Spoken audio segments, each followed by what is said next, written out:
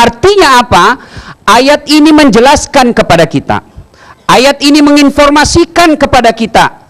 Silakan berniaga, silakan berbisnis, tapi motifnya, latar belakangnya adalah iman kepada Allah Subhanahu wa ta'ala. Mau dagang sapi silahkan, mau dagang kambing silahkan, mau dagang emas silahkan, mau dagang sayur-sayuran silahkan, dagang mobil silahkan, dagang politik silahkan, tapi latar belakang dan motivasinya adalah iman. Milih gubernur silahkan, mau berbeda-beda silahkan, tapi motifnya adalah iman. Inilah yang membedakan kita usahawan muslim, pedagang muslim dengan pedagang non muslim. Mana yang dimaksud berbisnis dengan Allah latar belakang iman? Contoh, ini contoh nih, Rasulullah kalau ditanya, ya Muhammad, berapa harganya sarungmu? Apa kata Rasulullah? Saya diberi hadiah modal 10 dirham. Terserah, mau beli 10 dirham boleh, kasih saya untung sedikit, alhamdulillah, yang penting jangan buat saya rugi. Kira-kira ada enggak pedagang begitu di sini? Ada? Ada? Kalau tidak ada, jangan heran, banyak duitnya, rumahnya mewah, tapi tidak sembuh-sembuh dari penyakit. Kenapa? Apa yang diperoleh tidak berkah. Tahu enggak yang namanya tidak berkah? Contoh operasionalnya nih, yang real bisa diukur. Mobilnya banyak, rumahnya mewah, tabungannya ratusan juta, tapi sampai detik ini belum haji. Itu salah satu ciri tidak berkah penghasilannya. Sementara ada orang cuma jual-jual kambing. Untungnya kasihan hanya untuk bisa makan. Tapi alhamdulillah bisa pergi umroh tiap tahun. Itu menunjukkan penghasilannya berkah. Kenapa? Dia berbisnis lillahi ta'ala. Apa wujud konkretnya? Latar belakangnya adalah iman. Kalau ini yang saya lakukan, apa untungnya buat saya? Kalau ini saya lakukan, apa untungnya buat dunia dan akhirat saya? Kadangkala untungnya 100.000, tapi dosanya sampai akhirat tanggung jawabnya. Contoh, ini ada di kampung-kampung saya lihat, jual bensin botolan. Pernah lihat ibu bensin botolan pinggir jalan? Pernah? Kan ada itu ditulis bensin murni, padahal dia campur minyak tanah. Begitu ditanya, kenapa kau tulis bensin murni padahal kau campur minyak tanah? Apa jawabannya? Istriku kan namanya Murni, Ustadz, jadi saya tulis bensin murni. Manusia boleh ditipu, pembeli boleh ditipu, tapi demi Allah, Allah tidak akan pernah tertipu. Contohlah pedagang Umar bin Khattab. Contoh ketika Umar bin Khattab jadi Amirul Mukminin, setingkat presiden sekarang. Apa kelebihan Umar bin Khattab? Apa kelebihannya pemimpin-pemimpin Islam? Mereka juga belusukan. Mereka juga datang ke pasar-pasar melihat secara langsung. Lalu Umar bin Khattab mendapati, apa yang dia dapat? Pedagang. Apa pedagang itu? Dia jual susu cair, lalu dicampur air. Umar tahu, kau melakukan pelanggaran, kau dapat hukum. Lalu berkata pedagang ini, ya Amirul Mukminin, Pak Presiden, maafkan saya tidak tahu bahwa ini pelanggaran. Umar bin Khattab tambah marah, diambil tongkatnya, ditusuk perutnya. Kamu melakukan pelanggaran dua. Pertama, kamu melakukan riba. Yang kedua, kau berbisnis, berniaga, kau tidak tahu fikih. Pelanggarannya, satu pelanggarannya apa? Pelanggarannya karena dia melakukan riba. Yang kedua, dia berniaga dengan latar belakang ilmu tidak tahu fikih. Ini bahaya. Ini yang banyak merusak pedagang. Dia dagang tidak tahu halal haram. Akhirnya apa? Dia lakukan halal haram hantam. Na'udzubillah min zalik. Ini yang pertama. Berbisnis dengan Allah, apapun usaha kita, apapun perniagaan kita, motifnya adalah pertama, tu'minuna billah, beriman kepada Allah Subhanahu wa ta'ala. Yang kedua, ingin berbisnis dengan Allah wa rasuli, beriman kepada Rasul. Maknanya apa? Jika jadi pedagang, jika jadi pengusaha, bisnismen, maka contohlah Rasulullah. Kalau kita beriman kepada Rasulullah, Selain memperbanyak selawat, maka yang mutlak kita harus lakukan adalah mencontoh Rasulullah dalam kehidupan sehari-hari, terutamanya dalam bisnis.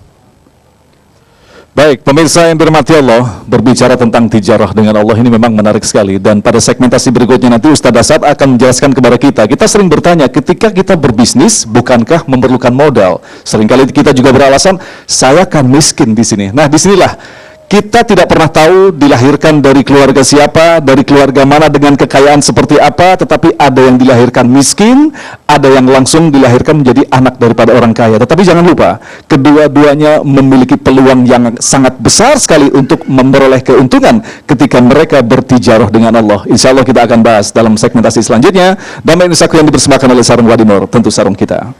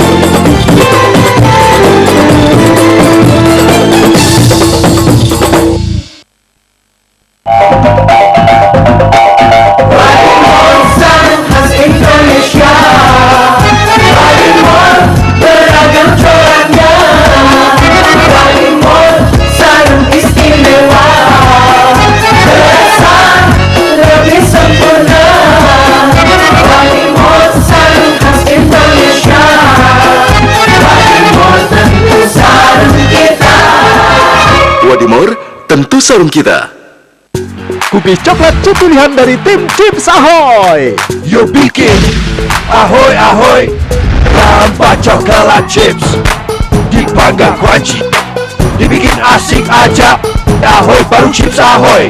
Berani menerima perhatian di saat-saat yang tak terduga. Saya punya 8 alasan kuat untuk menerimanya. Clear Complete Self Care memberikan 8 tanda pelindungan komplit terhadap ketombe. Clear Complete Self Care, tak ada yang kusembunyikan.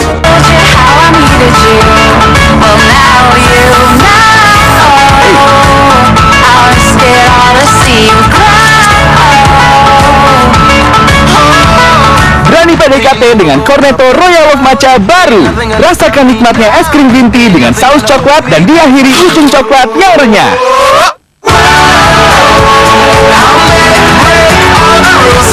Baru Cornetto Royal of Matcha, creamy dan renyah. Mudah, hebat, tapi bau badan. Keringat yang bercampur dengan kuman menyebabkan bau badan. Dettol Cool dengan perlindungan 12 jam melindungi dari kuman dan membuat Anda terasa segar. Dettol, yakin.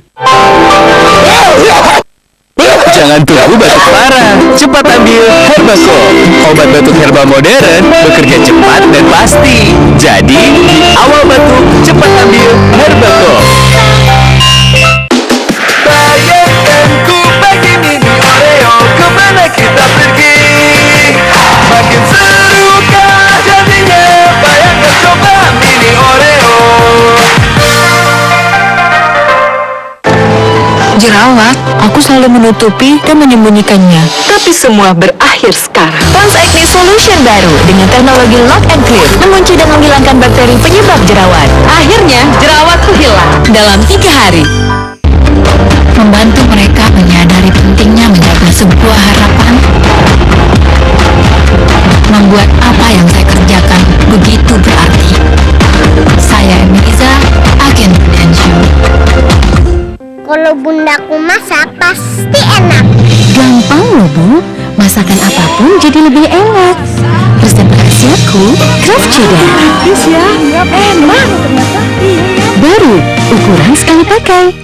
Sunsilk Killer Fest hadir kembali untuk menginspirasi perempuan Indonesia mewujudkan mimpinya. Akan ada berbagai kegiatan yang bikin kamu lebih dekat dengan impianmu. Hai dia, aku Karina Salim, aku Raisa, DLC. Jangan lupa datang ke Sunsilk Killer Fest di kotamu. Akan ada kesempatan untuk kolaborasi bareng sama idola kamu. Dan acaranya bakal seru banget.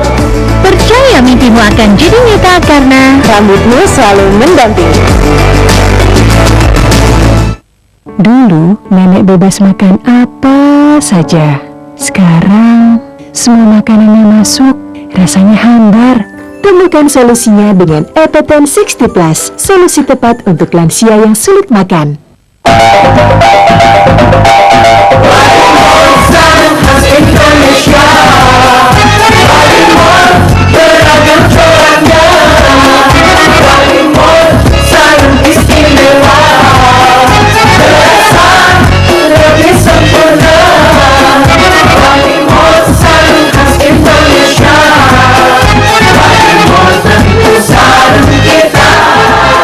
Wadimor, tentu sarung kita.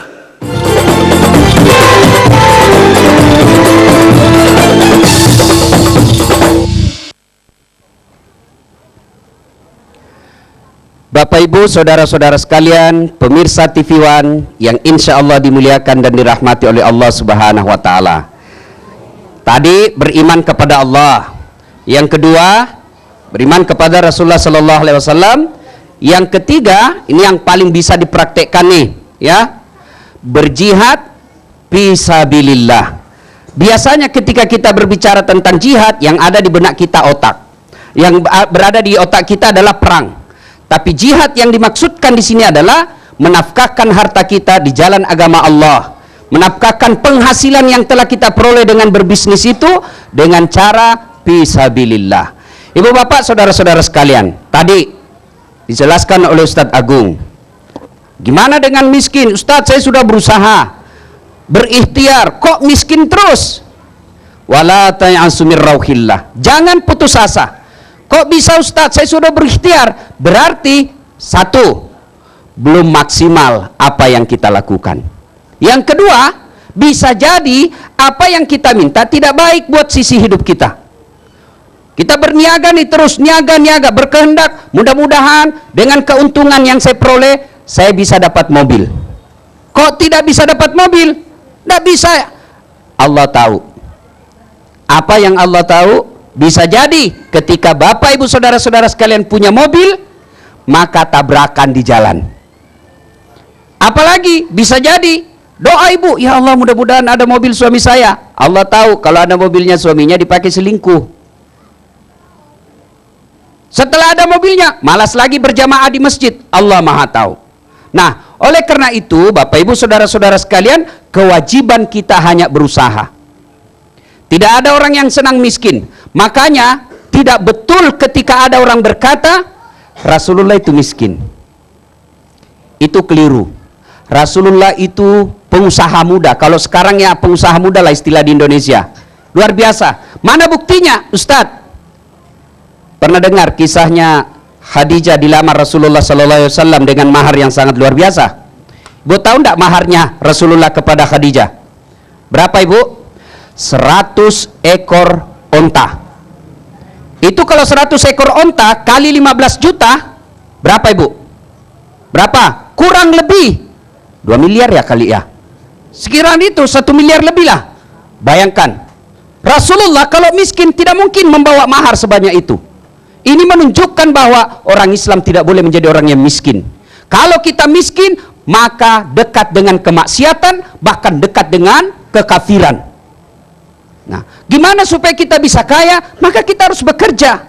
Bekerjanya berniaga, berusaha, berbisnis. Bisnisnya tadi harus beriman kepada Allah, dan yang kedua harus berdasarkan sunnah Rasulullah.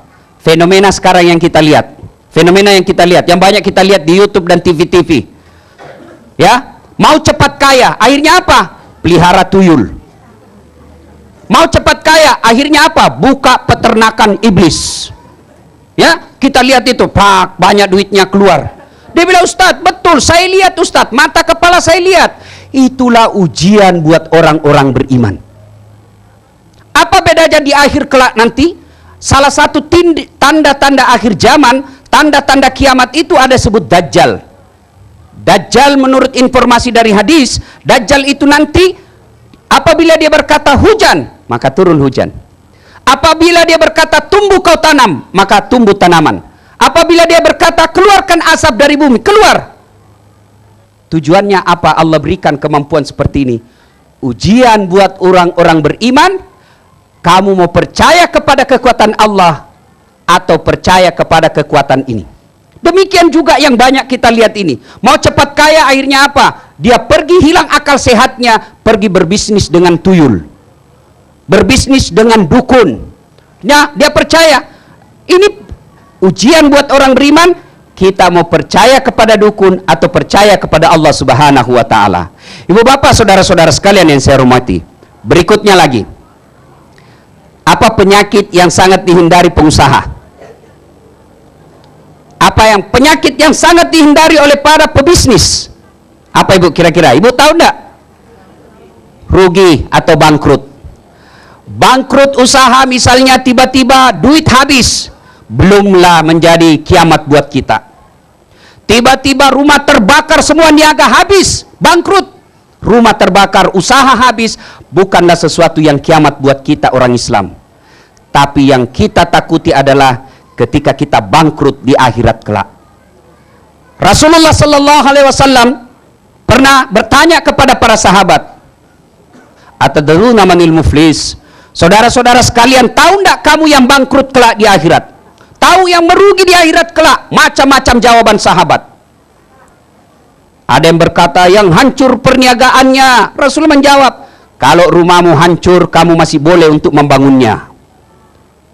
Kalau bisnismu hancur, kamu masih bisa punya usaha dan kembali lagi bangkit. Tapi ketika bangkrut di akhirat kelak, bagaimana lagi cara memperolehnya? Rasulullah berkata, tahukah kamu di akhirat kelak yang bangkrut? Yang bangkrut adalah mereka yang melakukan ibadah, mereka yang selalu melakukan kebaikan, tapi seiring dengan itu dia juga melakukan kemaksiatan. Mana buktinya? Mana orangnya ini? Seperti siapa? Saya kadang-kadang ditanya, Ustadz, ada di padepokan situ, hitam jidatnya gara-gara sholat. Rajin ngaji Ustadz, mimpin sholat jamaah di masjid, banyak ayat dia hafal. Oh bagus, tapi Ustadz, satu kelemahannya apa? Dia pelihara bisnis tuyul. Inilah yang disebut bangkrut. Kenapa? Ibadahnya kepada Allah baik, tapi dia juga melakukan maksiat. Maksiat apa? Praktek-praktek kebatilan. Ada orang rajin sholat, oke, rajin puasa, bagus, tapi seiring dengan itu dia juga melakukan praktek-praktek riba. Ini yang disebut bangkrut. Kenapa? Dia melakukan kebaikan tapi tidak meninggalkan kebatilan. Na'udzubillah min zalik. Baik, pemirsa yang dirahmati Allah, seperti yang kita pahami bersama bahwa Al-Quran diturunkan ke dalam bahasa Arab, tentu saja kita mau tidak mau wajib untuk mempelajari bahasa Arab. Salah satu yang telah ditegaskan tadi, makna daripada berdagang adalah tijarah. Tentu kita ingin mengetahui kajian semantik, kajian bahasa, apa makna daripada tijarah. Insya Allah nanti Ustadz Didin akan menjelaskan pada kita, siapkan catatan di rumah, dan siapkan juga Al-Quran, kita akan mentadabur beberapa ayat yang berkaitan dengan masalah tijarah. Tetaplah bersama kami, Damai Indonesiaku.